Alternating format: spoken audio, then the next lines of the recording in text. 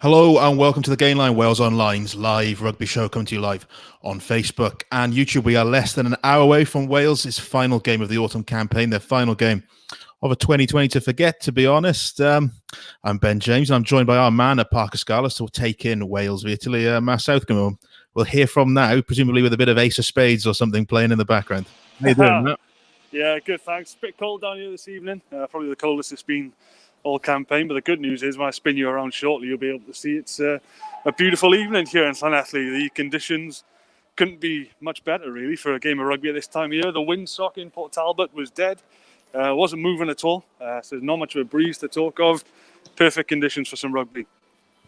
And of course, it wouldn't be Welsh rugby if there wasn't late drama, late changes. Johnny Williams has pulled out of the team in the last couple of minutes, to be honest. Picked up a calf injury in the captain's run yesterday. So Jonathan Davis steps in at 12.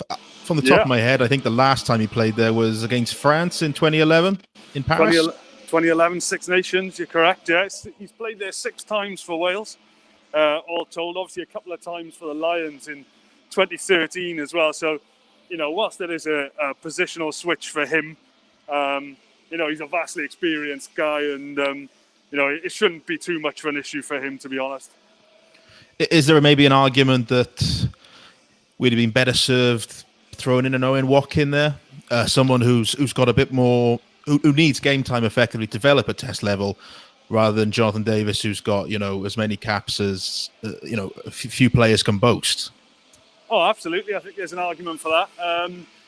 I think it might come down to just what players Wales have got left available to them. I'm just trying to see if Owen Watkin is actually here, because quite often the non-match day 23 players will be down here warming up with the squad. So it's just a case of whether or not he's actually around to play.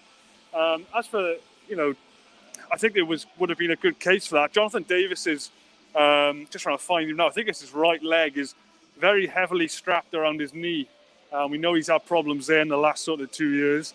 But, they obviously think he's fit to go. They want to see him out there. So they've named him. But I think you could have made a very good argument for Owen Watkin getting some game time because, we heard Wayne Pivac talk in the week, didn't we, about George North's selection. There's Jonathan Davis here on the near touchline, you may be able to see. When he picked George North at 13, he kind of said, well, we know what we're going to get from Jonathan Davis, so we want to see something else in that channel. You can make a very similar argument for seeing Owen Watkin get a run at 12.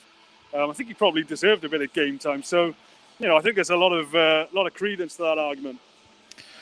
Let's stick then on the midfield just for a little bit longer and take some comments before we move on to the rest of the team. Lewis Griffiths here asking, surely it would have made more sense playing North at 12. That'd be quite a shift, wouldn't it, to go from wing all the way to inside centre. We've seen North play 13 a lot. I think 12 would be quite a jump for him. Yeah, I kind of agree with you there, Ben. Moving into 12, then that really is a sort of fish out of water situation for North. I think you probably limit your game plan quite significantly if you do that, because you probably try and keep it simple if you do that, and then you just send North up the middle quite often. So I think playing Jonathan Davis there, I think you still keep that range of sort of, he's not going to be shy when it comes to taking the ball to the line and playing a little bit intricate if he has to. And like I said, just a bit more familiar with that position. There's a lot of talk, and, we've touched on it during the week about North's future at test level, perhaps being at 13, certainly not at 12. And I guess the other thing, I think you sort of stifle him slightly if you move him that far in, because, he's a big bloke, but he's still very, very quick as well. And in that 13 channel, you've still got the possibility of getting him on that sort of outside break, just running outside of that sort of high number 13 that Italy might bring, So I think if you take him further in field, you start to lose some of what you get when he is in the open spaces. So, I think leaving him in 13 is probably for the best. I think if there was anything else Pivac could have done, it would have been perhaps Owen Watkin at 12. I don't think I would have put North there. Yeah, I think playing at 13 gives him the option to run in or out lines, doesn't it? If you play at 12, if you sort of run too many outlines, you effectively run into flankers and forwards. We'll take another comment. Gethin Benjamin thinks there's a North hat-trick incoming. I mean, if you look at North's form against Italy, I think is it the last 4 games he's got something like 6 tries. So if you were a betting man, it's probably not a bad place to start. Yeah, no, he's he's got a good record against Italy. Get him maybe on the more optimistic side of things there. But it wouldn't surprise me to see him get over the line today. I think when you think about North, right? Toby Booth, his Ospreys head coach, said something about him a couple of weeks ago that really stood out to me. Before that France game in Paris, North had played 14 minutes of rugby in something like 7 months. Obviously, he got that red card against the Dragons, so he was coming into this campaign with just 14 minutes of rugby under his belt. So if he has been rusty in the opportunities that he has had, then I guess it's kind of fair enough when you consider that.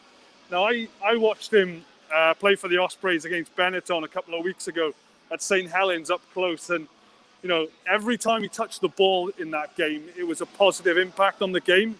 He looked like he was up for it. Obviously, throw into the mix the fact that he was left out of the game against England.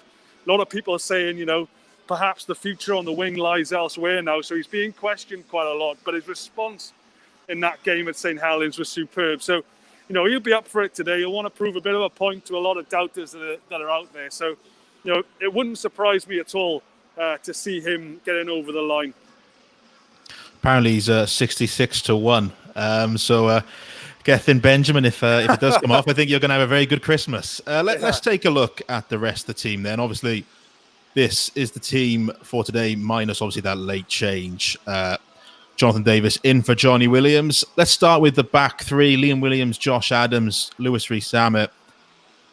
If Wales get a platform, which obviously has been a big issue this autumn, but if they get a platform, that's a terrifying prospect, isn't it, to defend against? It is, yeah. And in my sort of prediction, I kind of alluded to it. That 3-quarter line for Wales today on paper can cause some huge problems for Italy.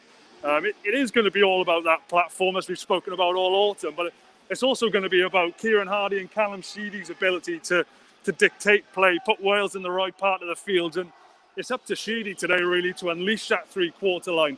You've got players like North in that 13 channel, and then Louis Rees-Zammit with all his pace, Josh Adams with his finishing ability, and just Liam Williams' capabilities to run in open spaces. If that backline can be unleashed, then they could rack up a score today, Wales. Now, there's been nothing really to suggest that in the last few weeks that they are going to do that today. Their attacking game has been bitty at best. They've not really put together a number of phases other than in the Georgia game, and that was a horrible night, and they never really caused many problems there. But on paper, that backline has huge potential to cause real problems today. And like I said, if Wales can get on top early and get some early scores in there, as is always the case with Italy, if Wales go something like 10 or 13-0 up after about 15 minutes, then there's real potential for them to rack up a score. But the longer Italy feel like they're in this game, the more of a problem they become. But that backline, as you said, Ben, has got massive potential to cause problems. And I suppose everyone wants to look at Rees-Zammit because he's the new face. And what we saw last week was probably a Lewis Rees-Zammit performance that was very un-Lewis Rees-Zammit-like, in the sense that he didn't get much ball in hand, but he showed that he's got the sort of the raw materials on the other side of the ball to succeed at test level, which I think was where a lot of the doubts were in terms of his defence. So you'd hope he can get a bit more ball in hand and show some of the attacking things that we've seen him do for Gloucester for the last year. But that's all going to start up front, isn't it? Starting with the pack, I mean, it's another sort of changed front row. We're seeing Sam Parry get a first start. Nicky Smith, we're seeing him. I mean, when was the last time we saw Nicky Smith? Yeah, it's been a while, isn't it? And, again, that loosehead jersey has bounced around quite a lot, doesn't it, in recent times? It looked like Wyn Jones was going to be the nailed-on man with that jersey for quite a while, but suddenly Rhys Carey became flavour of the month. And after a few shaky performances, suddenly we go back to Wyn Jones. Now it's Nicky Smith's turn to have a go. I guess it's kind of symptomatic of the way that Pivac has named his teams in general in this campaign. There's not been a lot of continuity in there. But today, like you said, is Nicky Smith's chance to lay down a marker. Somebody who, under Warren Gatland for long periods was viewed as a guy with a big future. Now that kind of, Rhys Carey threatened that a little bit when he began to emerge. But Smith is good in the loose. Set piece has to be on point today. Obviously, that's a given. But then Sam Parry as well. A lot of people thought that he was unfortunate not to get a start a lot earlier in this campaign. Looked good when he has played. And obviously with the problems Wales have had at the line-out, thought that Parry could have come in a little bit earlier. But today's his opportunity. And again, like we said, the set piece has been such an issue for Wales in this campaign that everything has to start there for those front row forwards. They have to lock down that set piece. Anything that comes on top of that really is a bonus. I suppose Justin Tipuric is back, obviously, from last week. He missed out.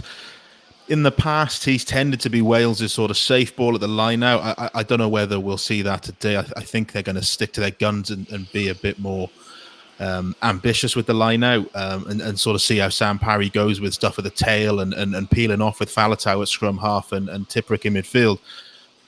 But touching on the back row, we've spoken so much about the back row this autumn, and James Botham's back in the 6 jersey, but you feel it's a much more balanced back row for James Botham to thrive in compared to the one he made his debut in a couple of weeks back. And if you're looking at youngsters who have come through in this autumn, James Botham's one. I think only Tom Curry's hit more attacking breakdowns across the Nations Cup than James Botham. He's only played 2 games.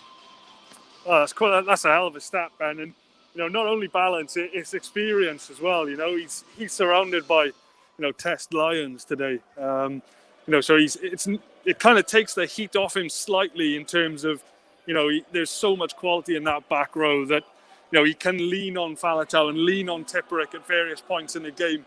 But you've got to have been impressed with the way that he's handled himself coming in. Must have been so difficult as a young guy to be thrown into this environment on such short notice, and not only that, but to be thrown into a big game as well against England. It's been hugely impressive to see the way that he's thrived in this environment. So I'm really excited to see what he can do today. Will obviously be a line-out option himself, probably lighter than the majority of the forward pack, so they can throw him up and get him up nice and quickly. Same with Tipuric. But as you said, they may be tempted to sort of be a bit more intricate at the line-out, although, I guess the first sort of 30 minutes is just going to be about keeping it simple and making sure that you're securing ball before you start trying to mess about too much. But in general, as you said, James Botham, to be hitting those sort of figures at such a young age and a man of such an experience really speaks volumes for him. And, it's, when we look back over this campaign and start to assess all the various elements of it, his emergence and the performances of Shane Lewis-Hughes as well will be 2 of the real positives that Wayne Pivac can draw on. And I guess the final sort of point to make on the Matchday 23 is the bench. Now, it never usually works out like this. You say it's the sort of bench that looks like it could sort of cause chaos and run amok if things go well when they come on. It never usually works like that. It's too many changes and the game sort of dies down. But if Wales are comfortable when this bench comes on, the likes of Ioan Lloyd, Gareth Davis, Jonah Holmes, Wainwright, Wyn Jones, Leon Brown, Corey Hill, they're the sort of players that could have a field day if things are going well for Wales today. Yeah, I'd be really excited to see Ioan Lloyd get on the field. Again, I thought he brought a lot of energy when he came on against Georgia. It'd be interesting to see where they bring him on as well. Now, obviously, no fly half cover knocking around today. Wayne Pivac has spoken about him in those terms during this campaign. I remember him saying, he can kick off both feet. He's got a lot of the sort of finer skills that you need as a fly half. And it was really exciting to hear Pivac talk about him in that way. So be interesting to see where he comes on the field, if he does come on. Well, I assume he will come on, but it's just where. Obviously came on at fullback for Liam Williams for the final 20 against Georgia.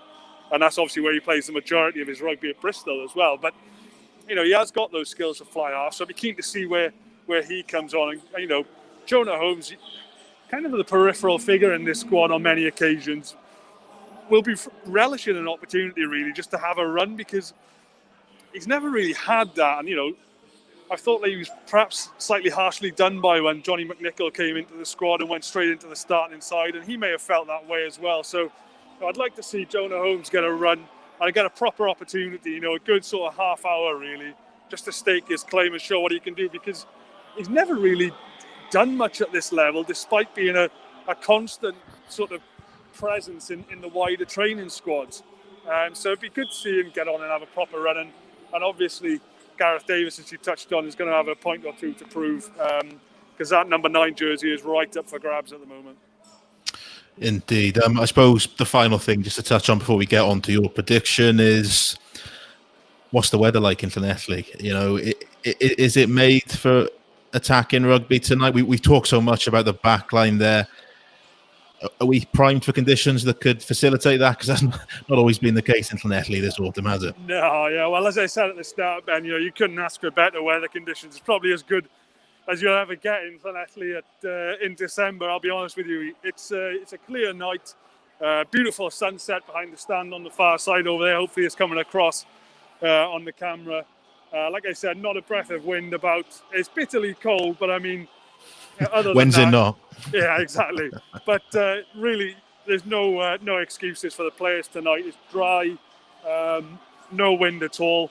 Perfect weather conditions for rugby. I suppose on that note, then it's time to get your prediction for the match with 20 minutes left until kickoff. I suppose it is, yeah. I can't remember what I actually said on it. I think I went with something like 34 or 35-15 to Wales. I'd expect them to score a couple of tries today.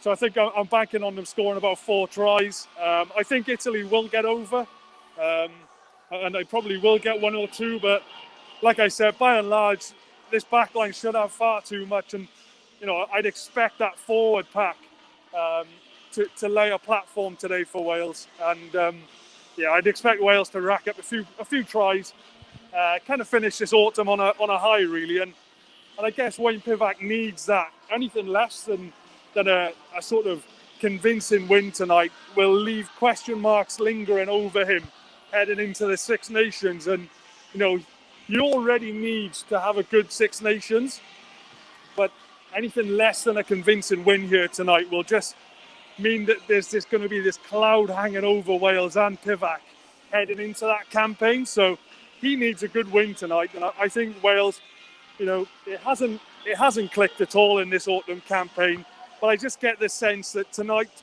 we might see a few more things come together. So, I'd expect Wales to score a few tries tonight. Well, there we go. We can hope for that. Hopefully be a nice way to bookend what's not been an easy 2020, bookend it with 2 convincing wins over Italy at either end. As I say, that's what we're hoping for, but you can stay tuned to find out what happens. You can catch all the latest on our live blog over on Wales Online. You can follow that now.